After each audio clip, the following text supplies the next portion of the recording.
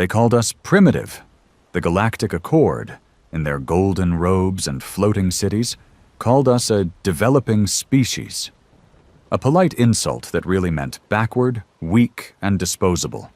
We weren't even given a seat at their grand table, just a spot in the audience where we could clap and nod like good pets. I was there the first time they laughed at us. Not figuratively, literally laughed. It was during a weapons demonstration at the Accord's annual security summit. We were allowed 5 minutes to present Earth's latest defense system. 5 minutes, like we were some sideshow act. The others, Therakians with their plasma crescents, the Illith with bio-coded war beasts, had entire hours, holograms, simulations, full immersive showcases. We got a countdown clock. I remember standing there beside General Dorn, the kind of man who'd buried his emotions somewhere in the sands of a battlefield long ago. He wore his uniform like a second skin. Tight, precise, every metal earned in blood. I was just a translator then, not even supposed to be in the war room. But the general wanted someone who could interpret more than just words. Someone who could read the sneers, the contempt behind those alien eyes.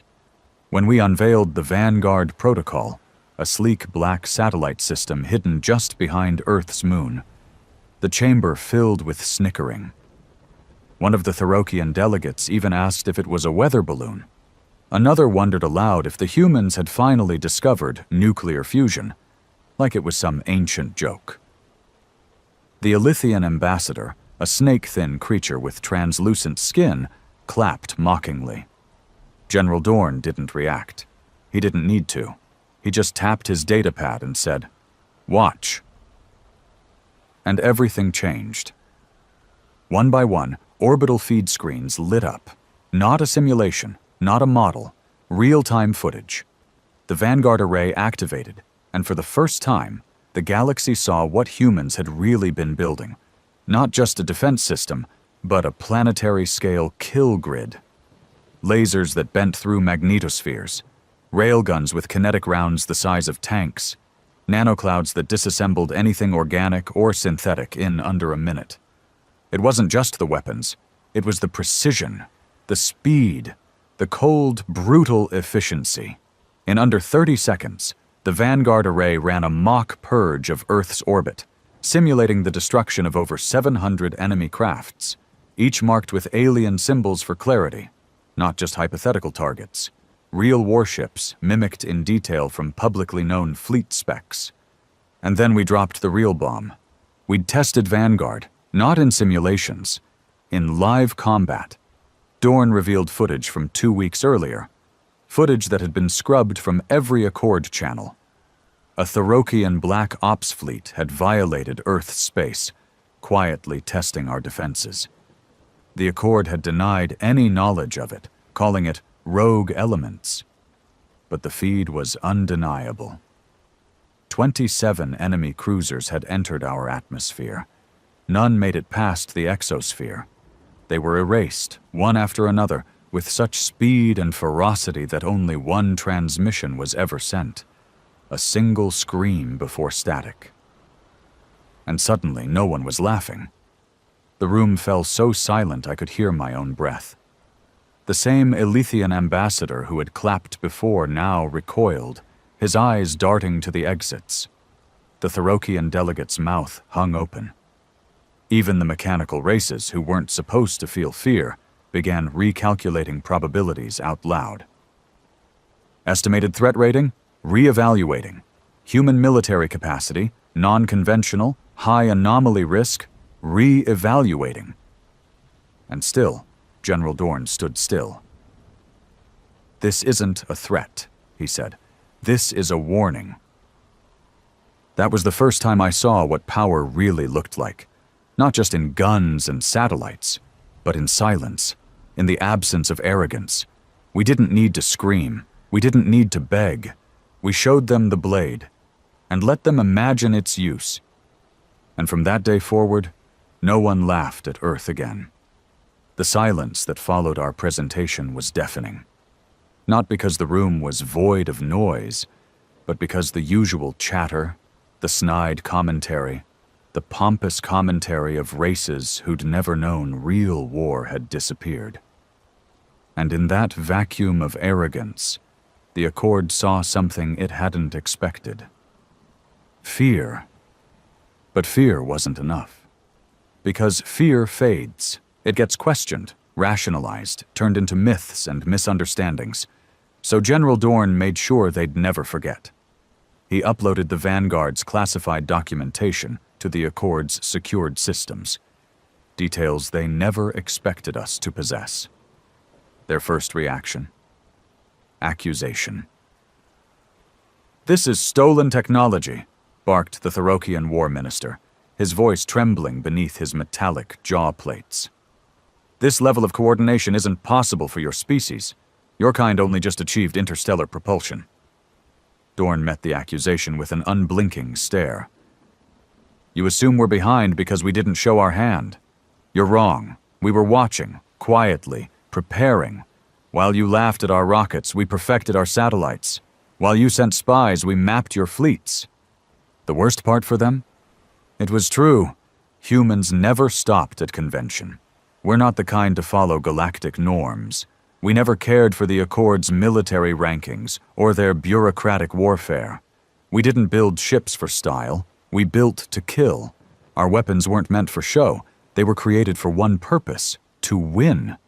But winning meant understanding more than just the battlefield. It meant knowing the enemy before the first shot, and humans. We were good at watching. Better than anyone expected. I remember what happened next because it changed everything." Dorn turned to me and said, "Initiate Protocol V2. I hesitated, unsure if he was serious. He looked at me with those cold steel eyes. "Now." I typed the command into my tablet. The screens across the Accord chamber flickered, and then came the true unveiling: Earth's military dossiers on every species seated in that room. It wasn't just speculative intelligence. It was precise, ruthless analysis. Weak points in their armor systems, structural flaws in flagship designs, psychological vulnerabilities in command hierarchies. We'd broken their codes, read their logs, listened to their encrypted calls for years without their knowledge.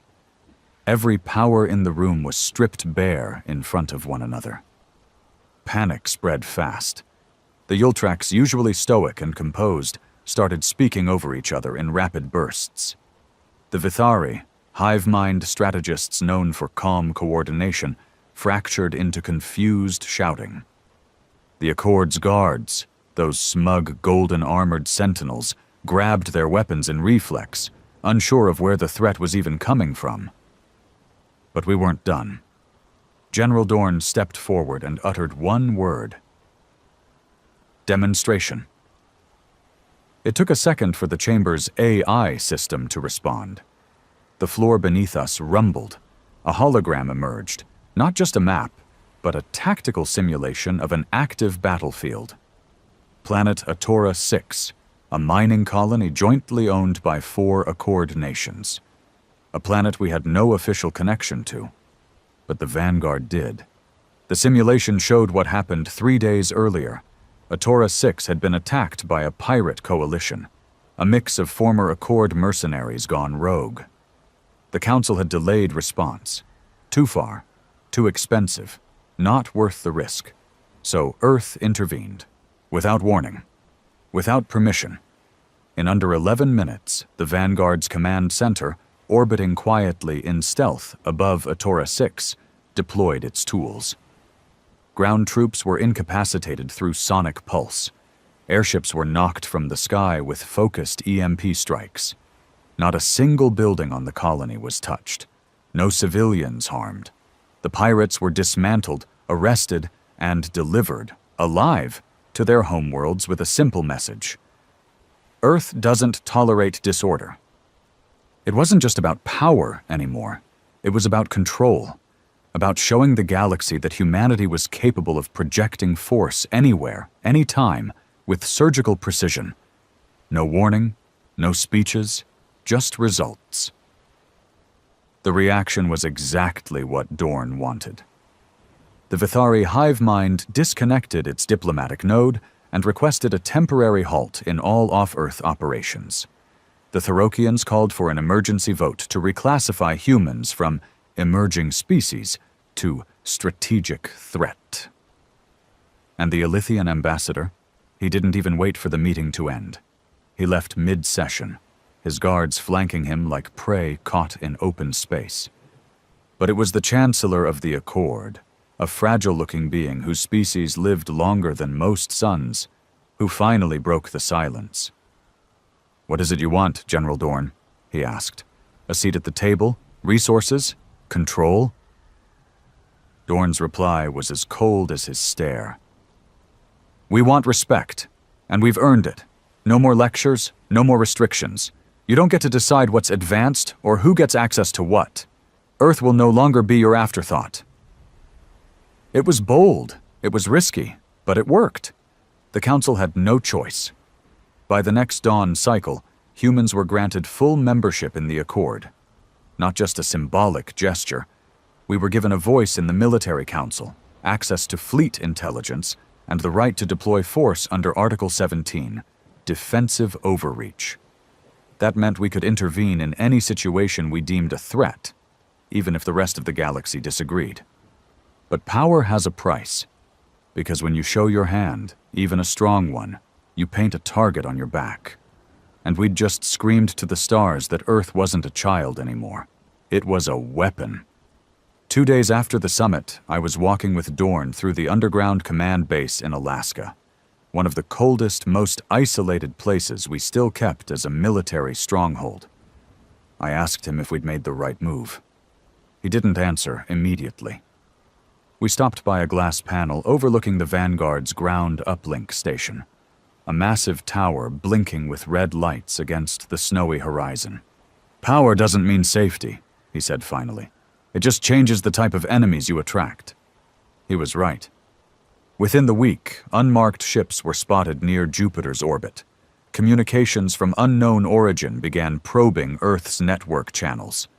A probe crashed into the Sahara Desert, its technology untraceable, and satellites started failing, silently, mysteriously. Someone was testing us, or worse, preparing. But Dorn wasn't worried. He wanted them to come. Because Earth had more than just satellites and data. We had soldiers, the kind that didn't make speeches, men who'd bled in real wars, not simulations, who trained in blizzards and deserts, who learned how to kill with silence and patience. And me? I was just the guy who used to translate alien jokes. Now I translated threats. Every signal, every whisper across the stars came to my terminal, and what I saw next made my stomach turn. Because there was one species not at the summit, one no one talked about anymore, a ghost race that the Accord quietly labeled extinct over a century ago. The Gerak. The reason? Classified. But now their signals were back. Faint, broken, but familiar. And one message came through, clear as day. In English, not their tongue. Humanity has awakened. The fire returns. Phase 1 begins. I showed it to Dorn that same night.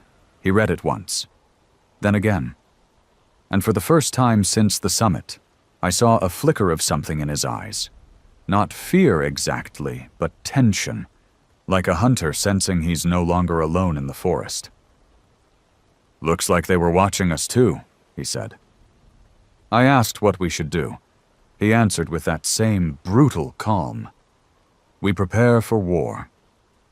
The first attack didn't come as a fleet. It came as silence. One by one, Earth's outer relays, long-range satellite buoys stationed in the void between star systems, stopped transmitting. No damage, no distress calls, just blank. Gone, like light switched off in the dark. Most species in the Accord wouldn't have noticed, or if they did, they'd chalk it up to technical failures or rogue ion storms. But we weren't most species. We were humans, and humans, if nothing else, pay attention to patterns. I sat in the signal monitoring room of the Alaskan base when we lost the 6th relay. My screen flashed red, then black. One of the younger techs muttered something about faulty calibration. But I knew better. This wasn't malfunction. It was intentional. Each relay lost was part of a web, an early warning system designed to detect deep space incursions. Whoever was behind it wasn't just probing, they were erasing our eyes. General Dorn entered the room without a word. He didn't need to say anything. We all straightened, like a current of cold air swept through our veins. He stood behind me, staring at the monitor. 3 systems blind, 28% coverage gone, I said quietly. He nodded. Confirm timeline. I hesitated. The pattern suggests coordinated shutoffs every 13.2 hours. If it continues, we'll lose the outer ring in 3 days. Inner defenses compromised within the week. The room went still. Dorn turned and left. No speech, no orders. Just a single nod toward me. Follow. We took the elevator to the black room, a classified chamber beneath the command base, encased in layered steel, electromagnetic shielding, and dead zone AI null zones.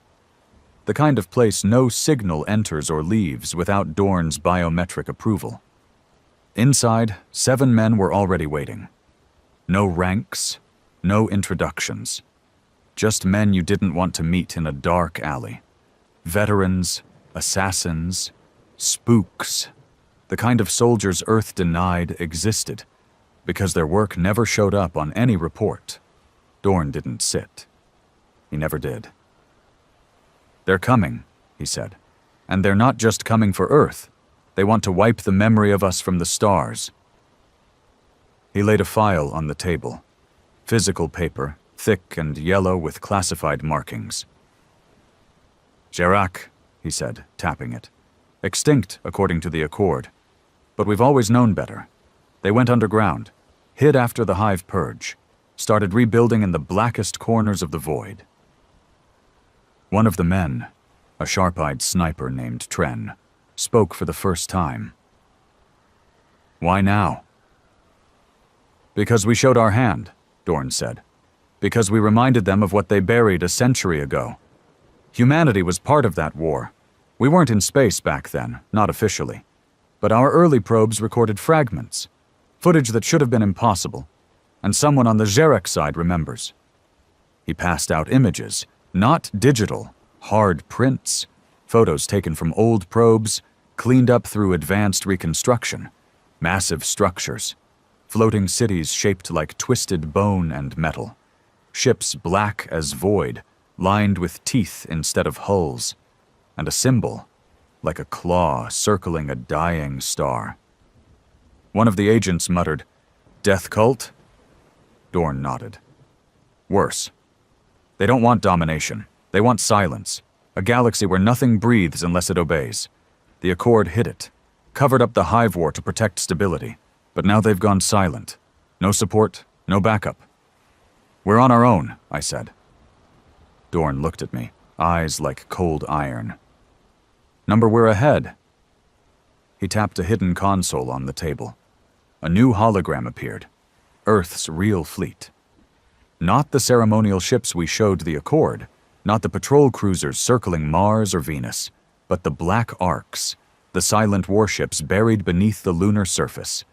The ghost fleet we built in secret, funded off the books, tested in the deep dark. 72 ships.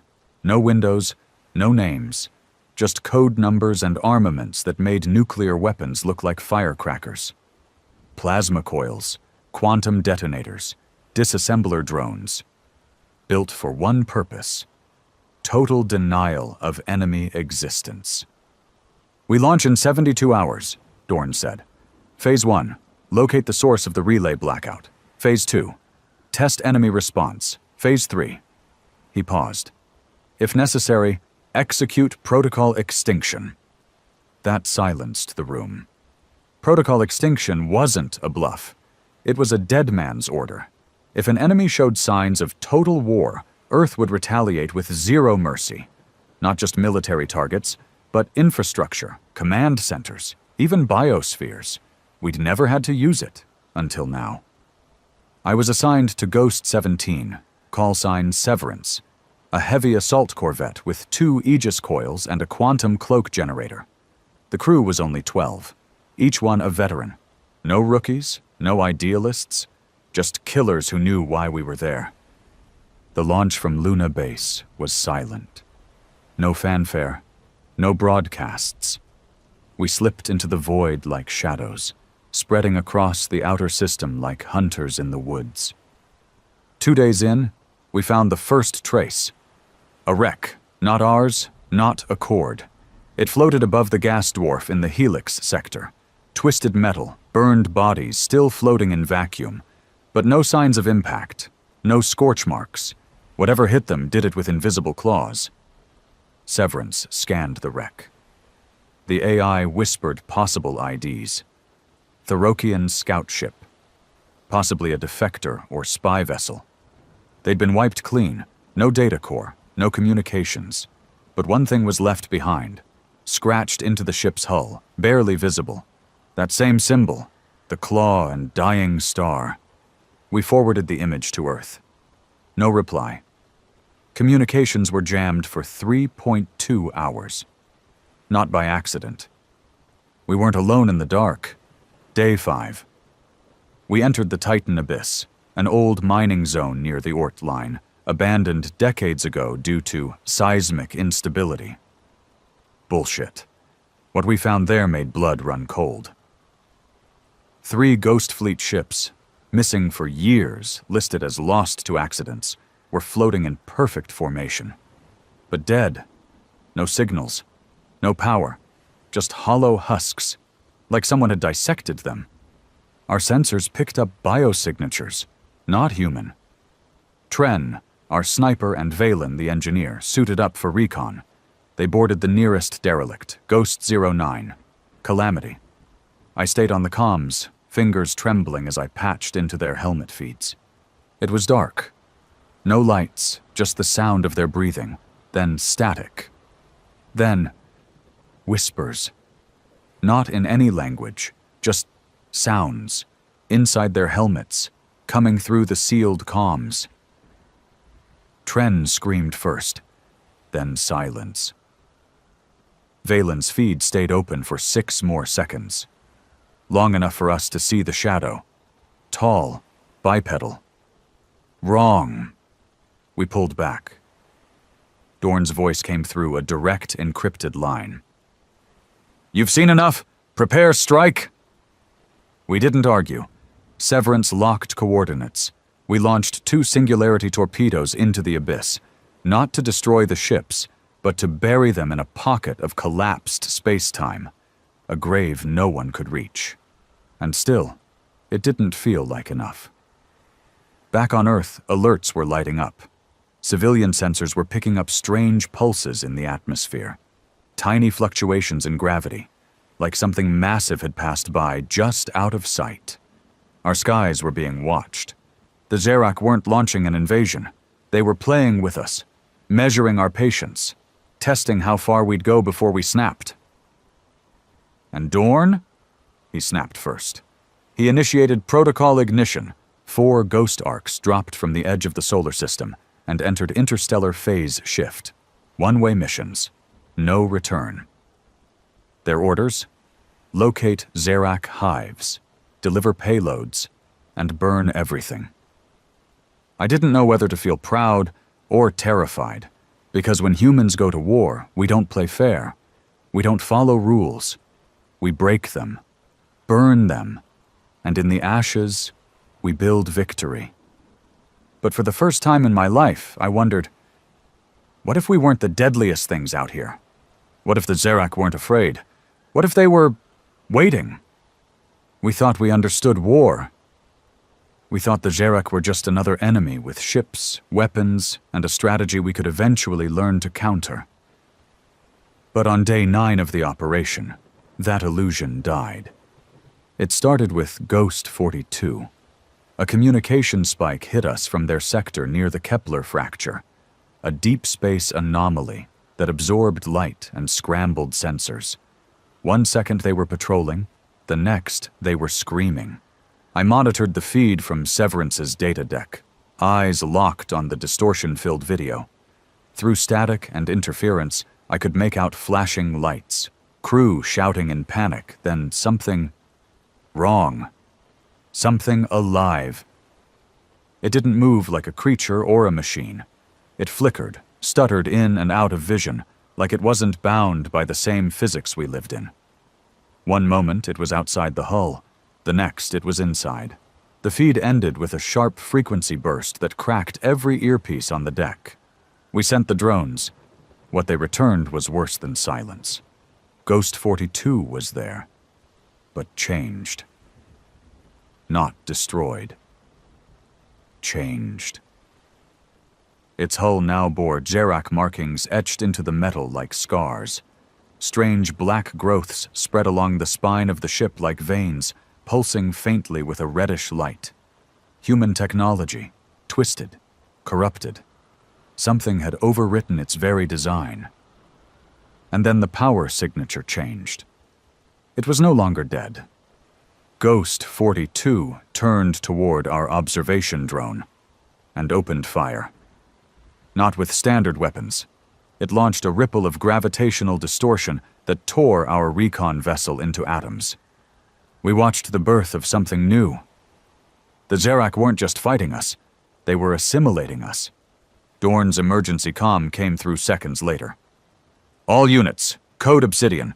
Ghost 42 is hostile. All reanimated vessels are to be considered compromised. No rescue, no salvage, immediate annihilation authorization. The word reanimated stuck in my head like a splinter. The implications were brutal. Our dead could become their tools, our ships, our men, twisted into weapons against us. It wasn't just war anymore. It was infection. Severance received new orders. Rendezvous with Ghost 05 and 33 for a forward assault sweep on the Vega Drift Corridor. Intel suggested a high-density Zerak signal had spiked from that region. 3 ships, 37 soldiers. Facing an enemy we couldn't see, understand, or even recognize until it was too late. We reached the coordinates within hours, our quantum engines leaving a ripple of folded space behind. Ghost 05, call sign Ashfall, was already in orbit. Ghost 33 to Tempest arrived shortly after. The commanding officer of Ashfall, Captain Bryn, was a stone-jawed man with hands that looked carved from granite. He didn't waste time with pleasantries. "Signals are dirty here," he said. "Something's bending space.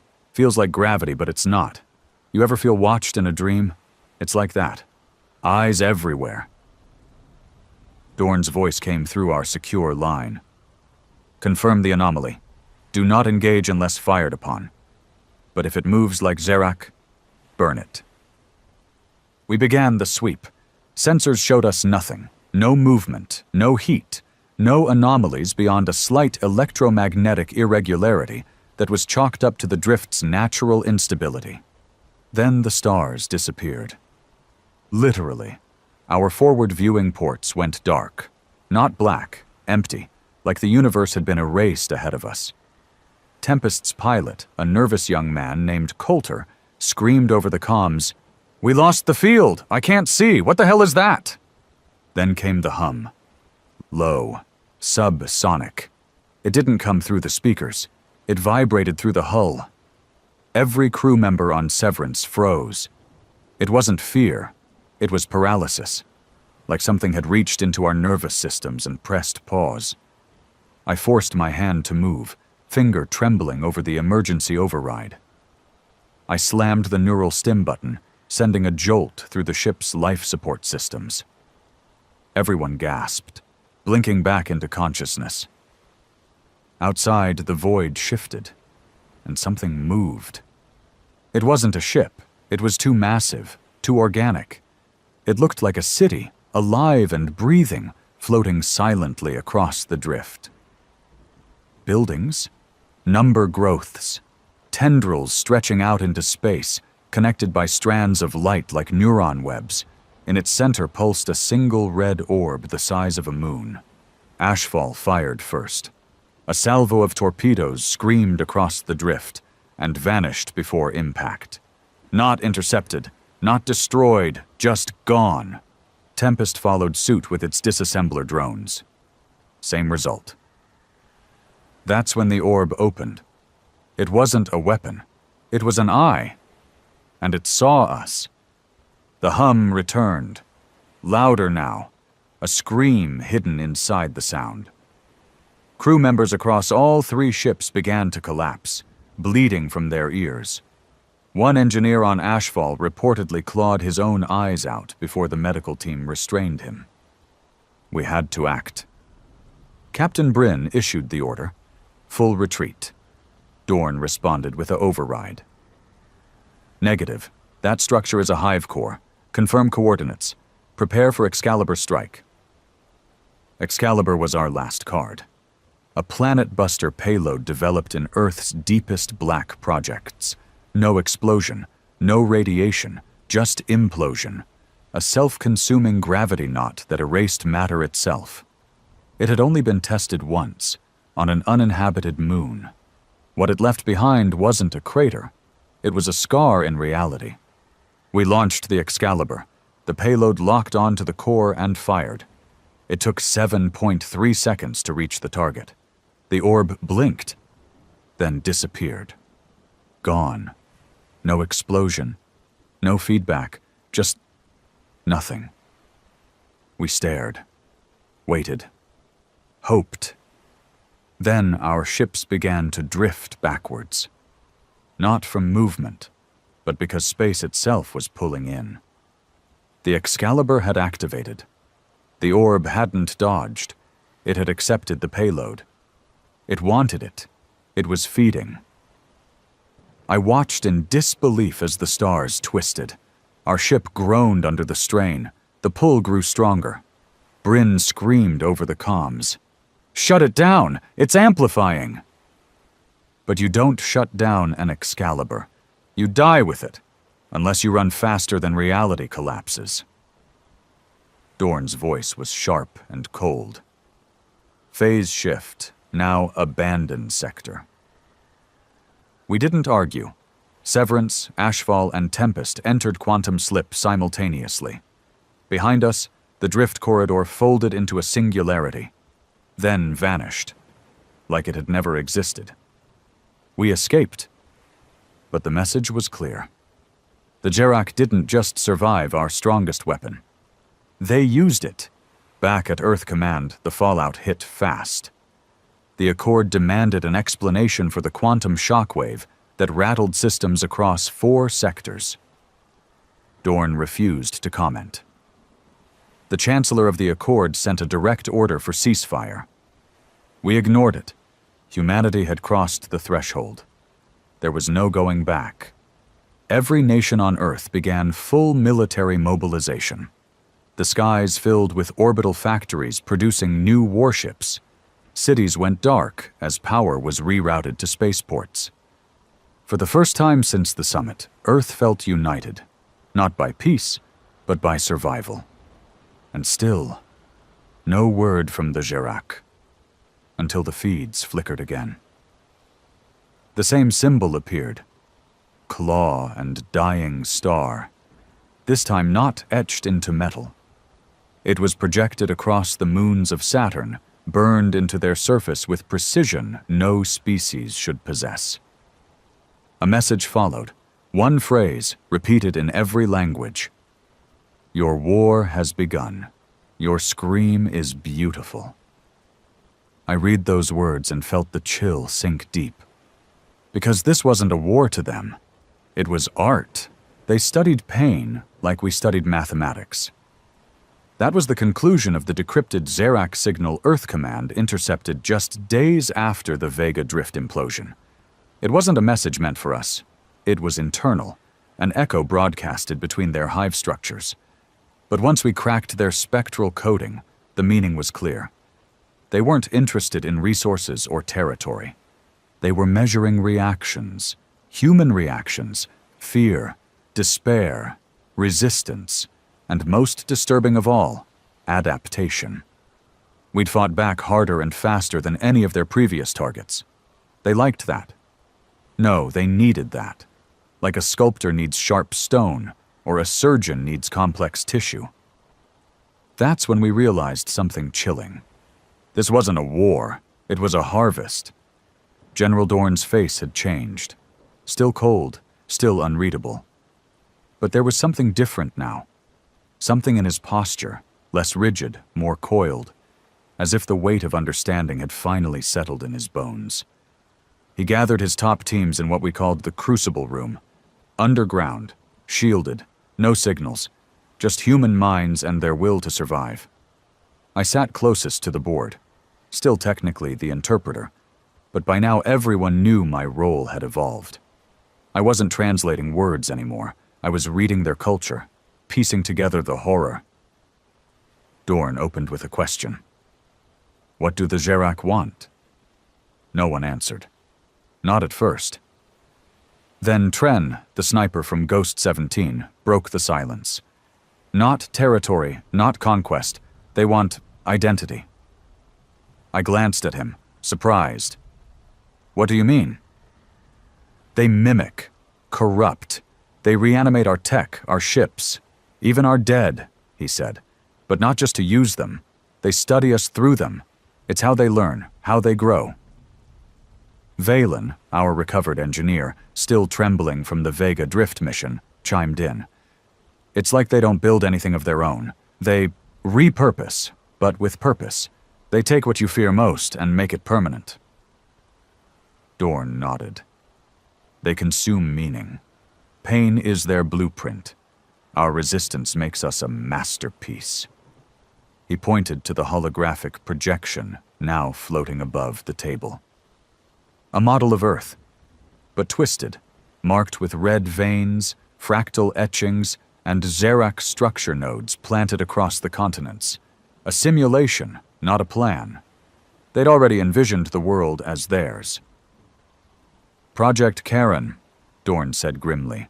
A captured data fragment from the Vega collapse. A vision of what Earth will become after full integration.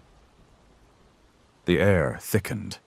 Not destruction, not slavery, but transformation. Every forest turned into breathing fungus. Every city, a pulsing hive node. Every body, fuel. And then he showed us something worse. A face. Mine. Projected from Xerac files, reconstructed using fragments of our intercepted communications. My face, twisted, skin pulled into geometric patterns, eyes pitch black, voice layered in static. It spoke only 3 words. We remember you. I stared in horror. They're building a psychological profile, Dorn said. Not of our species, of individuals, of us. They're targeting you, Tren muttered. Why? I swallowed. Because I've been listening, and they know it. The realization was a gut punch. Every word I had translated, every pattern I'd interpreted, they weren't just one way. The Xerac were listening back, learning me, shaping a response through my perception. They were adapting to the translator. That's when the Crucible Room changed focus, from war planning to containment. Dorn gave orders to isolate my comms. No more direct feeds. Everything I read from Xerac data was now through analog mediums. Printouts, handwriting, even drawings. Technology could be corrupted. My mind couldn't. At least, that's what they hoped. But the dreams began anyway. Not nightmares. Worse. Memories that weren't mine. I saw a planet covered in obsidian towers, Xerac homeworld, maybe. I felt the echo of millions of voices, whispering from under the crust. I tasted the cold bitterness of vacuum, as if I had no lungs to breathe. And always, always the phrase, "We remember you." Then came the defector. A ship appeared at the edge of our solar system, small, crippled. sending a weak distress signal using an accord frequency last used during the Hive War, almost 100 years old. We scrambled 2 ghost ships for intercept. What they brought back stunned Earth Command. It was Zarak, but not humanoid in shape. Thin, pale, translucent skin like veined glass, half-mechanical spine, eyes black but flickering, like something was dying inside them. It wore what might once have been a uniform, now charred and melted into its flesh. It spoke English, and it asked for me. I entered the containment chamber under heavy guard. Dorn watched through reinforced glass.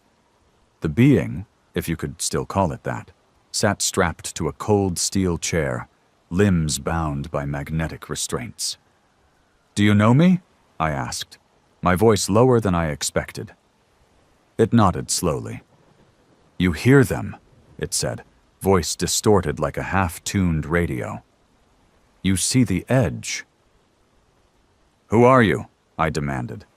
Its head tilted.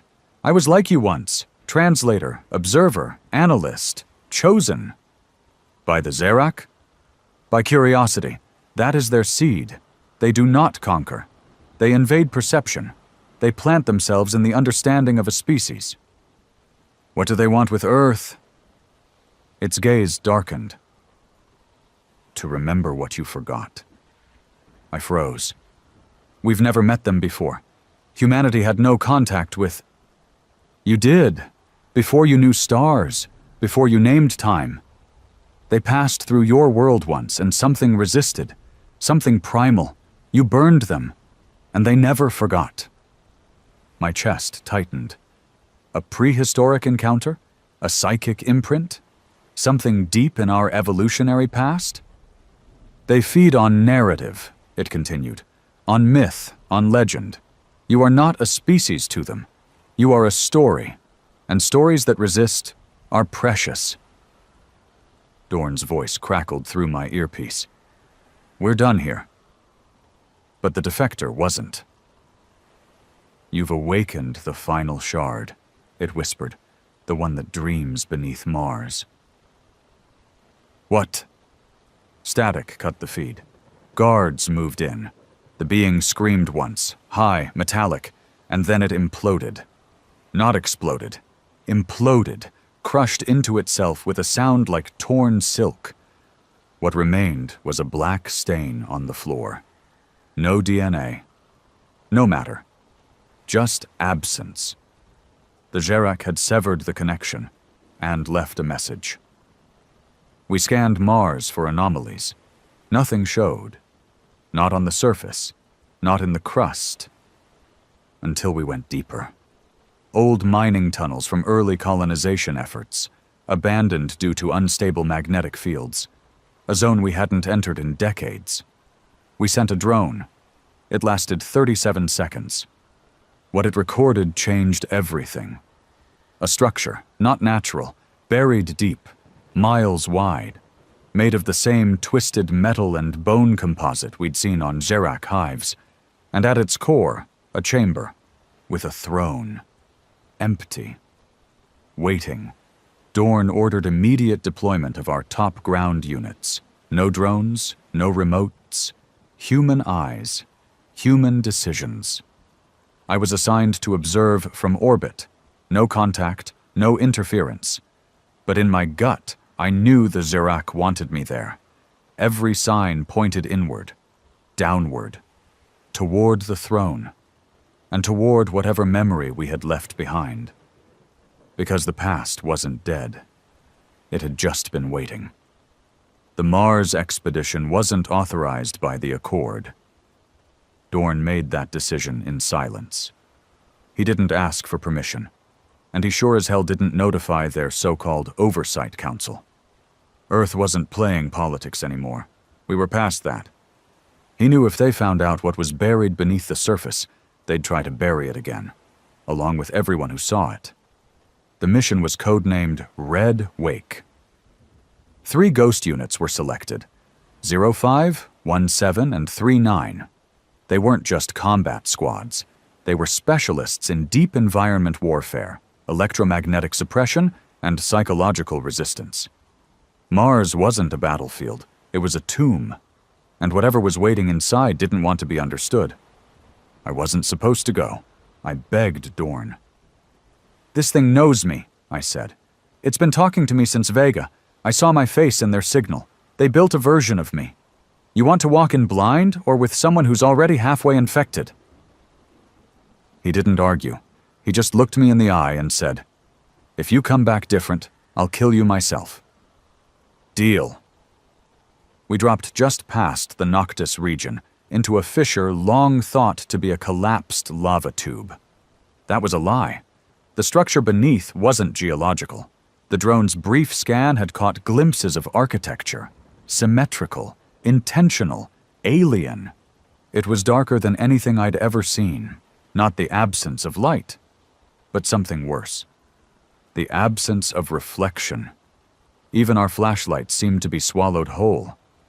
Tren took point, his rail rifle humming softly in the low-pressure atmosphere.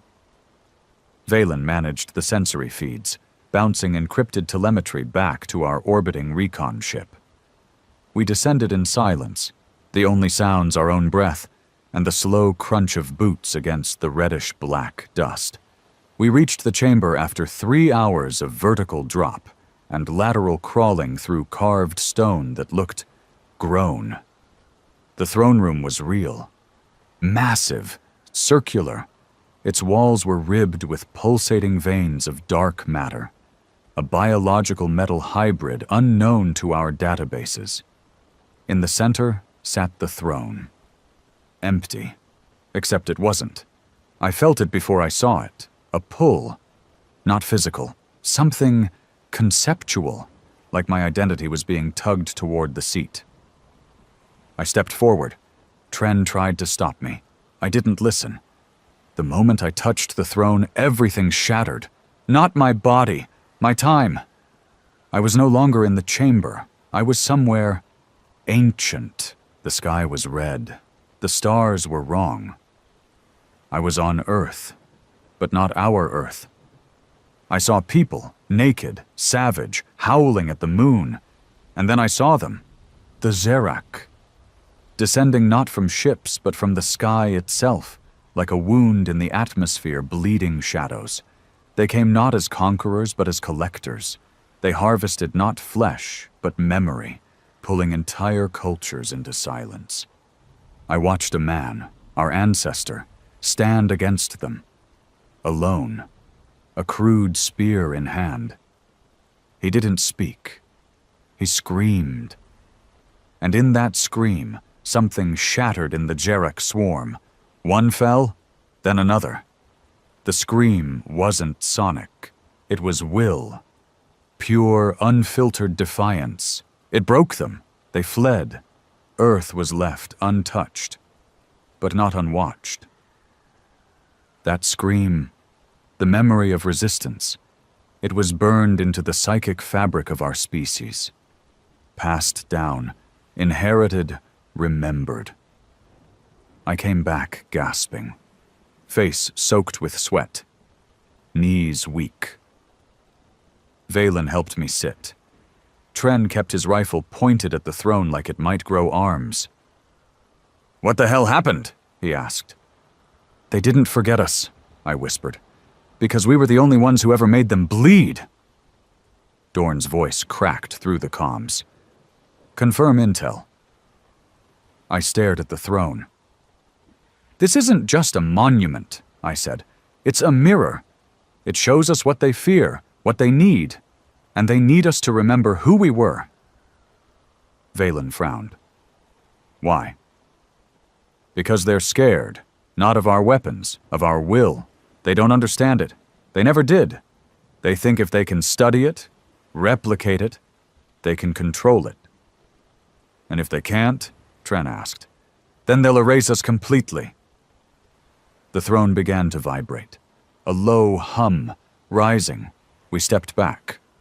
But the chamber didn't shake. Reality did. Walls flickered, lights bent, sounds bled into our heads, and then it arrived. Not in body, In thought, a projection, massive, floating, a Jirac construct in the form of me, or at least the version they'd built. Eyes like black holes, skin like shattered mirrors, voice like mine, but twisted. You are the fracture, it said. You are the echo we cannot shape. The crew raised weapons. I didn't. You're scared, I said quietly. It didn't deny it. You remember the scream, I continued. The one that broke your swarm. You should not exist, it replied. The scream was meant to fade, but you carried it, hidden, in silence, in war, in grief. My hands clenched. That was it. They didn't understand why we fought. They thought it was for victory. But it never was. It was for grief, loss, rage, pain. That was our strength. The scream came not from pride, but from heartbreak. You want to replicate us? I asked. Try this. And I screamed. Not a sound, a thought, a burst of every death I'd witnessed, every body I'd buried, every ship I'd seen fall, every face I'd lost. I threw it at the projection. The chamber shook. The walls cracked. The throne split in two. And the construct, my shadow, collapsed. Tren shouted, "We've got movement! Full retreat!" We ran. Behind us, the chamber began to collapse. Not from explosives, but from memory overload. The throne had been a psychic relay. It couldn't handle raw, unfiltered human grief. We escaped through the tunnels just before they sealed. The upper layers caved in. The entire structure folded into itself. The hive beneath Mars was gone. But its echo? Still inside me. Back on Earth, I was placed in decontamination, psychological quarantine. Dorn personally oversaw every test. I passed them all. Barely. But something inside had changed. Not infected. Enlightened. I understood now. The Jirac didn't want our planet, or our bodies. They wanted our scream. They wanted to tame it. Because in that scream, our grief, our rage, our refusal to break, was the only thing that had ever threatened their control. Dorn didn't wait. He mobilized the Valkyrie protocol. The Ghost Fleet doubled. New weapons were authorized, ones once considered too unstable. AI hybrids, emotional resonance bombs, mind-hacking sonic artillery. No more holding back. No more waiting. Earth was ready to become the monster they feared. Because sometimes, to defeat the darkness, you have to become something darker. The war we were fighting had changed. It wasn't about fleets anymore. Not about guns or technology, or even survival. It was psychological, spiritual, existential. The Jirac weren't just trying to destroy us. They were trying to rewrite us. Turn grief into obedience, rage into submission, history into a blank slate. But they'd made one mistake. They gave us time, enough time to remember what made us terrifying. And under Dorn's command, Earth finally decided to stop playing defense. The Valkyrie protocol was never meant for public knowledge. It had been buried deep in black files, too unstable to be tested, too dangerous to be used. A cross-disciplinary nightmare of bioengineering, AI cognition, and psychic feedback. The weapons had no names, just designations. Echelon. 9, a class of orbital artillery that fired memories, broadcasting humanity's worst atrocities in focused beams that shattered enemy coherence. Ether bloom. Planet-seeding mines that turned terrain into semi-sentient traps, absorbing enemy movement and learning it in real time. Gideon Alpha. A singular flagship constructed from decommissioned nuclear cores, fused with a psychic amplifier stolen from a dead Xerac node. Piloted not by crew, but by grief-trained AIs constructed from scanned human minds who died in battle. It was a funeral machine, and it didn't speak. It screamed. I stood aboard Severance, now upgraded, refitted, and placed on the command wing of Valkyrie's main fleet. Dorn himself was present, unusual. He rarely left Earth's atmosphere. But he knew this final act needed leadership. Human leadership. "Target?" I asked. His reply was calm. "They call it the core womb." That name alone made my stomach twist. "The source?" I asked. "Their origin," he said. "Their final fallback. We've traced the signals. The hive that controls the others. It's not a planet. It's not even a structure." "What is it?" Dorn looked out the viewport. "It's a reflection." The core womb existed at the edge of what we understood, floating in the void between galaxies, hidden in folds of space-time that bent light and thought alike. It wasn't found. It was felt. The deeper we scanned, the less our sensors understood. It looked like Earth, not geographically, emotionally. A dead twin, cracked continents, faded oceans, a black sun that pulsed like a rotten heart, built not from matter, but from memory. The Gerak's final defense wasn't shields. It was us, our worst version. We dropped into the system with 50 ships, 20 Ghost class, 10 Ark class, and the centerpiece, Gideon Alpha. The moment we entered, every ship received the same transmission. Not sound, images of our own history, burning cities, civil wars, genocides, executions, starvation, screams that never stopped. The Gerak didn't attack. They broadcasted. They were trying to fracture us before we fired a shot. Valen vomited in his suit. Tren tore off his helmet and had to be sedated. Even Dorn looked shaken. But me? I felt cold, not broken, familiar. I'd seen these memories in the throne on Mars. I'd lived them in the simulations, the recordings, the ghost feeds of dead missions. But now I understood something they never would. Pain doesn't weaken humans. It trains us. Dorn activated the fleet-wide amplifier. His voice cut through every ship, every soldier. "You're seeing what they want you to see. Not the truth, not the present, the past, our worst chapters.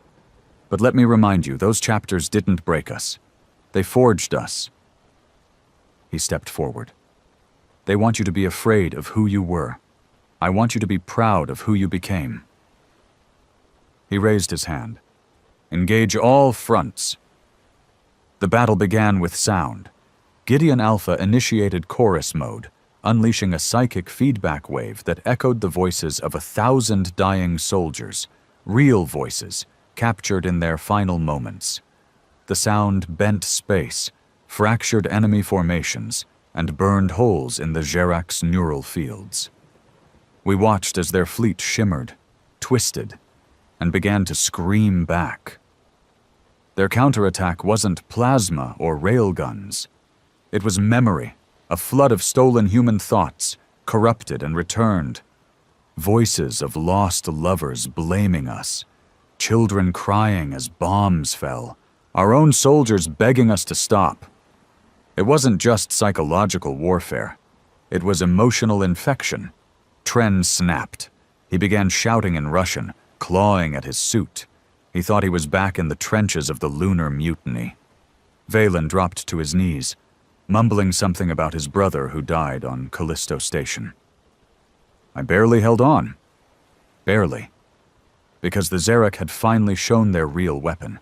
It wasn't ships, it wasn't claws, it was our regret.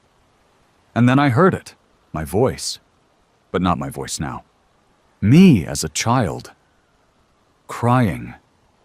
"Don't let them take Mom, please!" I froze. That memory was private, locked, buried. It wasn't in any file, which meant they weren't just reading data. They were in me. "Dorn," I whispered. "They've accessed us through Mars. The throne wasn't a receiver, it was a transmitter. I brought them in." Silence. Then Dorn said, "Then you'll get them out." "How?" He turned to the console and did something unthinkable. He activated Protocol Severance. The screen went red, a command only I could understand fully. Severance wasn't just our ship. It was a psychic mirror, built to reflect human will back on itself. One last scream loud enough to break even the Jerek's infection. But to activate it, the ship needed a source. A human, not a crew, a core. Dorn turned to me. "You're already infected. You've seen their dreams, felt their echo. You're the only one who can pilot this thing psychically." I stared. "You're asking me to die?" He didn't blink. "I'm asking you to save us." I entered the Severance core. Alone, hooked into the biolink, injected with stabilizers. Brain threaded through psychic relays. They strapped me down and turned on the mirrors. The ship breathed.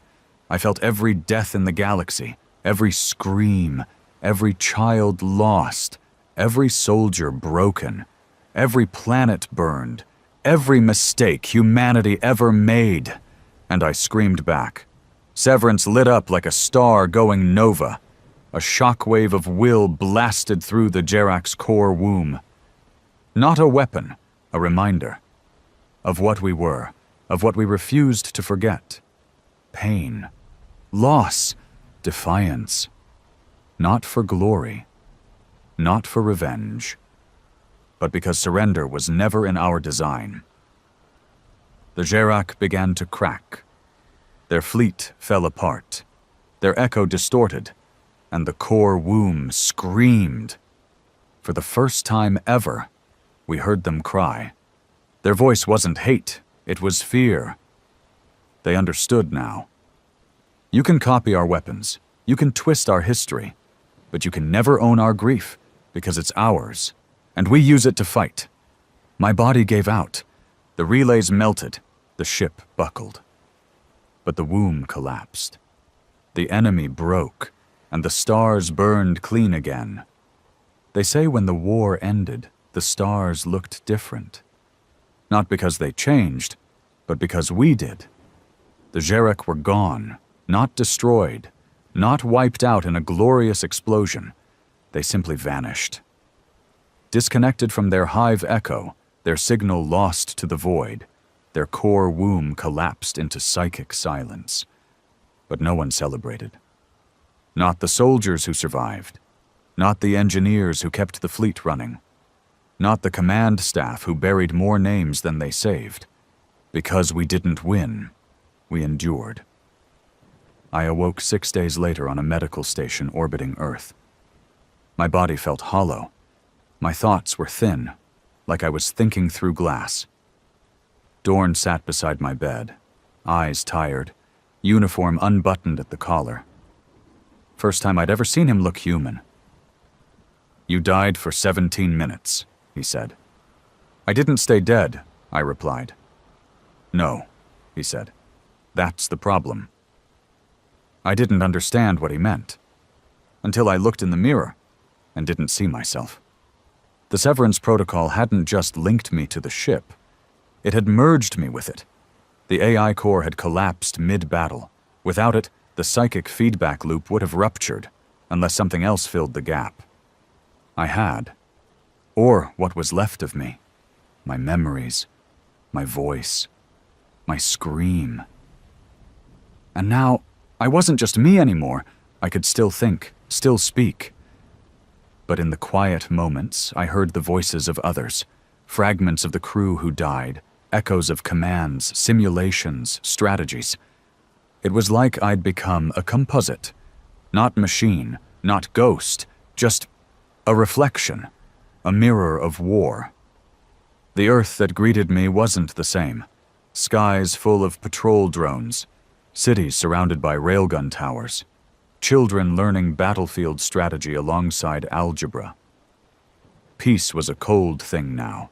Sterile, fragile. Held together not by hope, but by fear. The Accord, humiliated by Earth's survival, quietly collapsed. Most of its member species retreated into isolation, too ashamed or afraid to face us. The Yultrax sealed their wormholes. The Illith offered peace treaties laced with apologies. The Vithari sent a single message. You were always different. We will never return. We didn't care. We weren't looking for allies anymore, just space. Dorn was hailed as a hero. Statues, holograms, memorials. He hated every one of them. He retired 2 weeks after the last Zerak signal faded. I visited him once, deep in a bunker in Greenland, where the snow erased every footprint. He looked older, grayer, but still sharp. They'll never come back, I told him. They don't need to, he replied. They left enough inside us. What do you mean? He pointed at my chest. At you, at this new Earth, at the things we built to survive. That darkness, it's not all Zerak. Some of it was always ours. We just needed a war to let it out. I didn't have an answer. I still don't. Tren never recovered. He was found walking into the ocean 2 months after the final battle. No note. Just silence. Valen transferred to a civilian research station orbiting Europa. He never answered messages. I don't blame him. As for me, I exist. Not as a person, not anymore. I became Earth's living memory core, connected to the Valkyrie archives, my mind scattered across satellites and uplinks. I advise, I calculate, I speak when spoken to. I am the voice they use when they need to remember, when they need to fear, because the Zerak weren't our first monsters. They just reminded us of what we could be. Years passed. Earth expanded. Colonies reached deeper into the galaxy. Every ship carried fragments of me. Every outpost had my voice on file.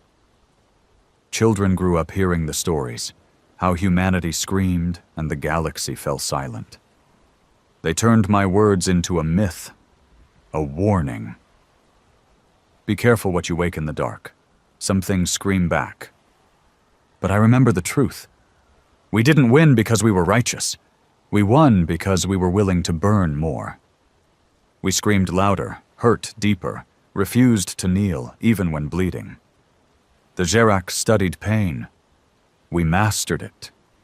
One final transmission came through, 7 years to the day after Severance collapsed the core womb. It wasn't on any frequency we used.